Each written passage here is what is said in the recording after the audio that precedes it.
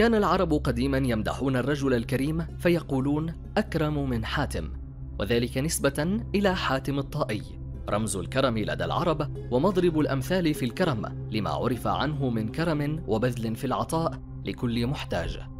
عاش حاتم الطائي في زمن الجاهلية قبل قدوم الإسلام، وكان أشهر أبناء قبيلته طيء، والتي كانت تسكن بلاد الجيلين، وهي الآن منطقة حائل بالمملكة العربية السعودية، ولا تزال بعض بقايا أطلال قصره موجودة حتى الآن.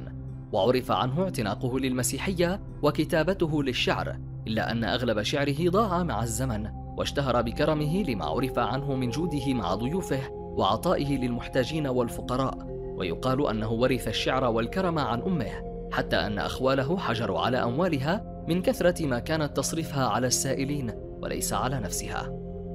ويروى عنه أنه ذهب إلى الملك النعمان بن المنذر فأكرمه وأدناه، ثم أعطاه عند انصرافه جملين محملين بالذهب وكثيرا من العطايا والهدايا.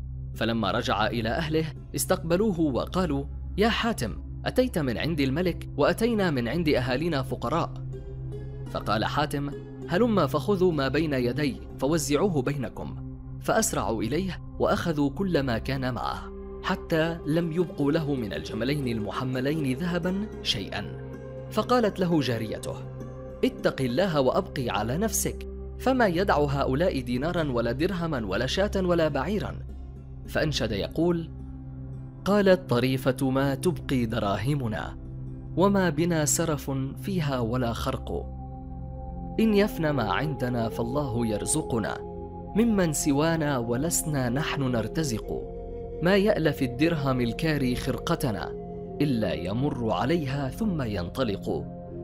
إنا إذا اجتمعت يوما دراهمنا، ظلت إلى سبل المعروف تستبق.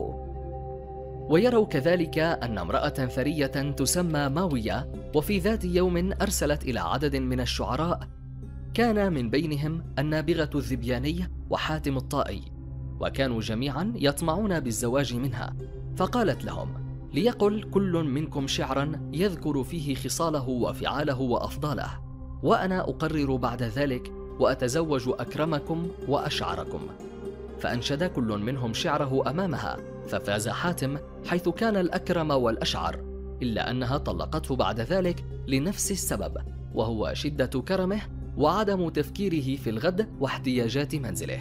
فقيل إن بعد الطلاق جاء لها 50 رجلا كانوا لا يعلمون بأمر الطلاق يطلبون من حاتم الطعام، فأرسلت له الجارية تخبره، فوافق وأرسل لها جملين لإعداد الطعام. فقالت له زوجته: لهذا طلقتك.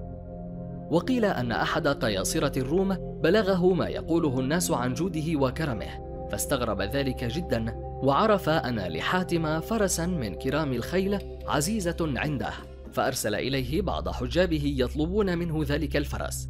فلما دخل الحاجب دار حاتم استقبله أحسن استقبال ورحب به، وهو لا يعلم أنه حاجب القيصر، ولكن كانت المواشي في المرعى فلم يجد إليها سبيلا ليكرم ضيفه، فنحر الفرس وأضرم النار، ثم دخل إلى ضيفه يحادثه، فأعلمه أنه رسول القيصر قد حضر يطلب منه الفرس، فحزن لذلك وقال: هل أعلمتني قبل الآن؟ فإني قد نحرتها لك إذ لم أجد شيئا غيرها.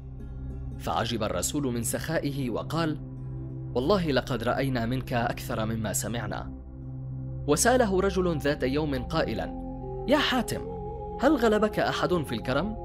قال: نعم، غلام يتيم من طيء نزلت بفنائه، وكان له 10 رؤوس من الغنم، فعمد إلى رأس منها فذبحه وقدم إلي، وكان فيما قدم إلي الدماغ، فتناولت منه فاستطبته، فقلت: طيب والله. فخرج من بين يدي وجعل يذبح رأسا بعد رأس ويقدم لي الدماغ وأنا لا أعلم. فلما خرجت لأرحل نظرت حول بيته دما عظيما، وإذا هو قد ذبح الغنم كلها، فقلت له: لما فعلت ذلك؟ فقال: يا سبحان الله، تستطيب شيئا أملكه فأبخل عليك به؟ توفي حاتم الطائي قبل 46 عاما من الهجرة النبوية، ولذلك فلم يعاصر إلا ابنته سفانة وابنه عدي أدركا الإسلام فأسلما. وقد امتدح الرسول صلى الله عليه وسلم كرمه وخلقه في الكثير من الأحاديث، بعضها حسن وبعضها ضعيف، وكان أكثرها أثناء لقاءات جمعت بين رسول الله وعدي بن حاتم الطائي. فسلام على حاتم الطائي وخلقه الكريم الذي شرف به العرب.